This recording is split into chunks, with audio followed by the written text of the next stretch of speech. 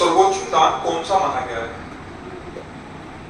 दान दान पूछ रहे हो? अपने श्वासों को भगवान के नाम में अर्पित कर देना, इससे बढ़कर कोई दान नहीं।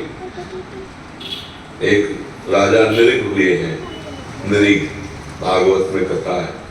वो रोज लाखों गवें दान करते थे, स्वर्ण से उनके खुर मढ़ा के और स्वर्ण की चादर, सींगों पे स्वर्ण मढ़ा के, स्वर्ण की झालरें मोतियों के से बना के, मोती मालाएं जैसे, और ऐसे चादर डाल के लाखों गाय दान करते थे।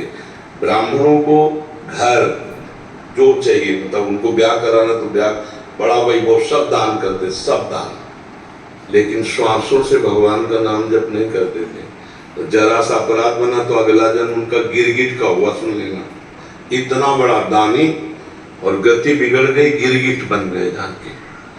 बहुत बड़ी बड़ी यज्ञ और बहुत बड़ा दान करने वाला महाराजा नहुष देवराज इंद्र की पदवी पे बैठा, और वहां गलत आचरणों के प्रति भावना आने पर अगला उसका जो पतन हुआ वो अजगर के रूप में हुआ, अजगर योनि को प्राप्त हुआ। तो बड़े बड़े दान, कन्यादान, स्वर्ण दान, रुपया दान, गौ दान, सब दान करने वाला यदि श्वास से भगवान का नाम जप नहीं करता तो कहीं न कहीं वो फिर माया उसको घसीट लेती है।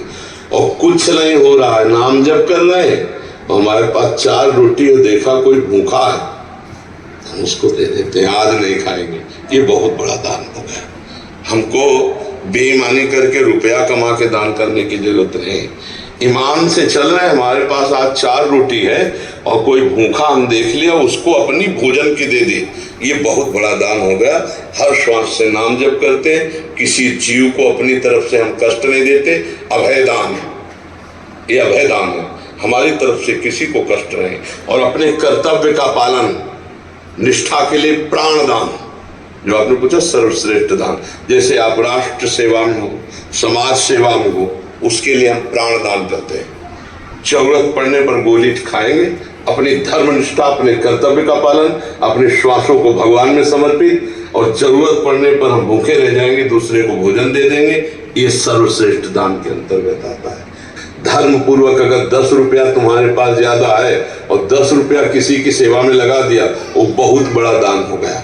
अधर्म के द्वारा किया हुआ लाखों अरबों रुपया भी कुछ नहीं तुम्हारा मंगल करेगा, और धर्म के द्वारा 1 रुपया कमाया है और वो भी किसी की सेवा में लगा दिया तो बहुत बड़ा दान माना जाएगा, जानते हो।